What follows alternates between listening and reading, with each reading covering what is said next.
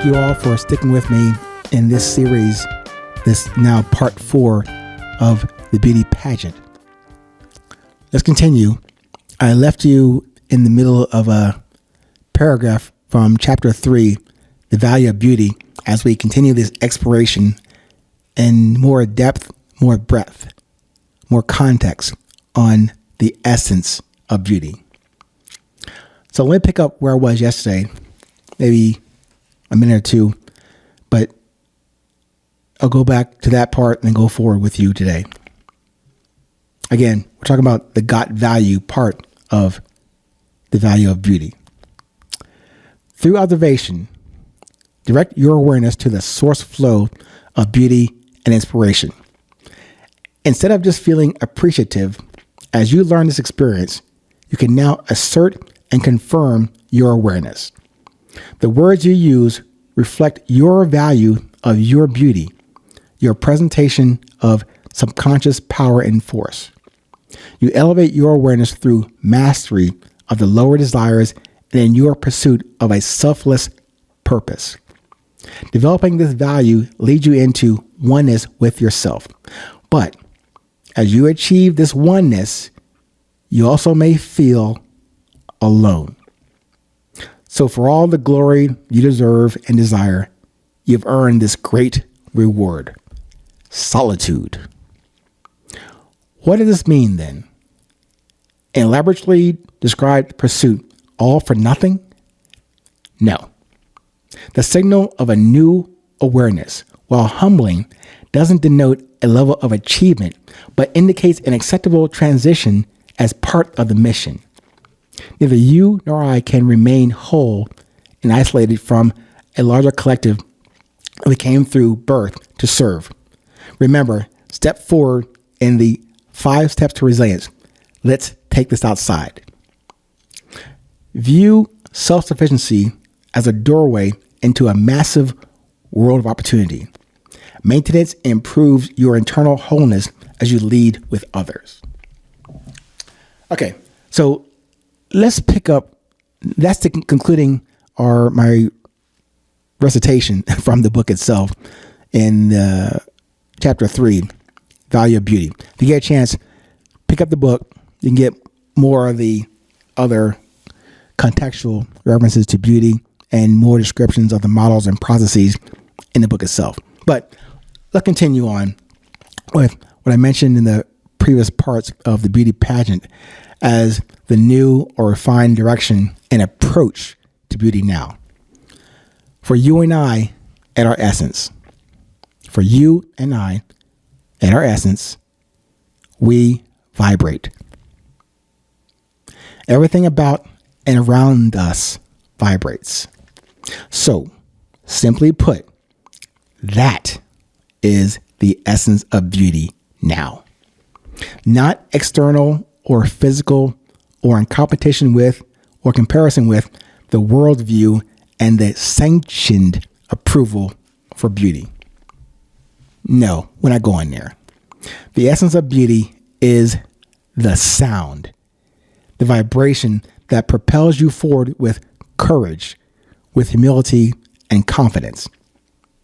The vibration you feel when you listen to, for example, a great live concert or recital. What you feel when you have made an accomplishment. The task is done. It's history. But you vibrated with that moment. Crossing a finish line. Crossing off a task to complete for the day. Yes, even an orgasm would deliver that feeling. Not the climax, but the vibration lingering after that.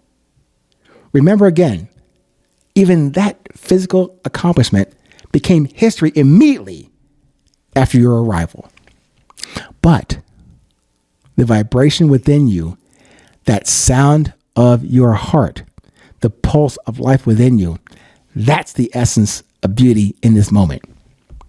Now, I hope that helps you with the sound of beauty that does move you positively forward.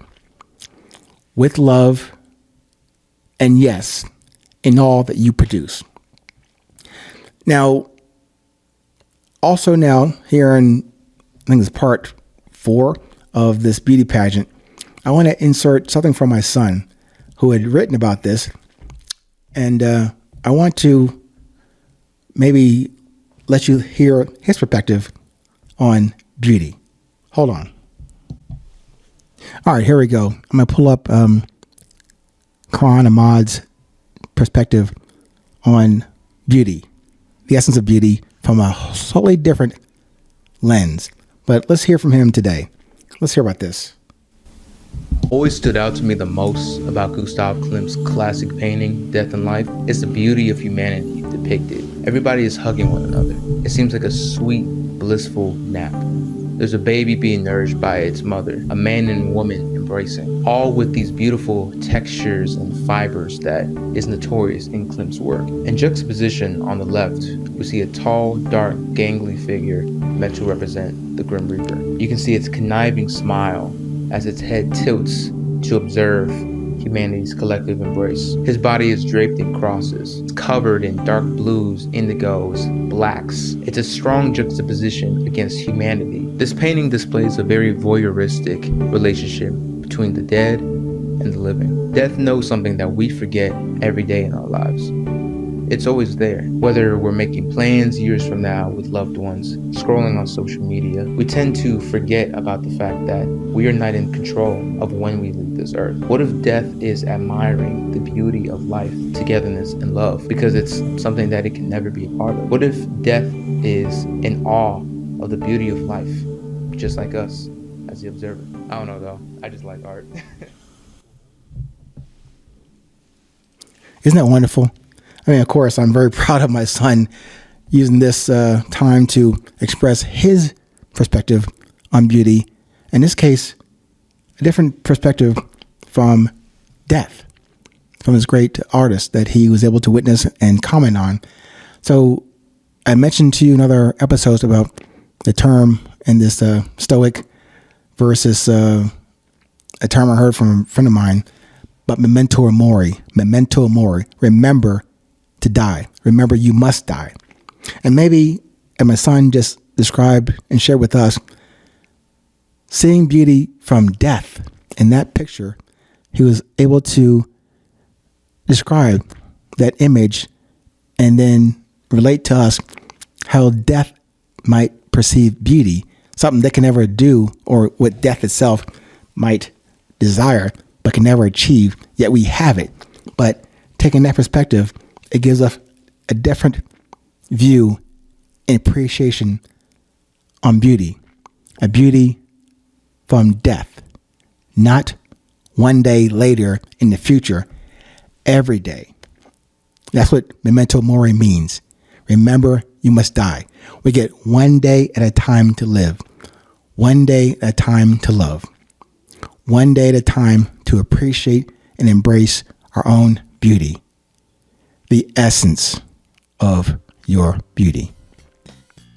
Stay present, stay current, wherever you are in this world. Remember, it is always 8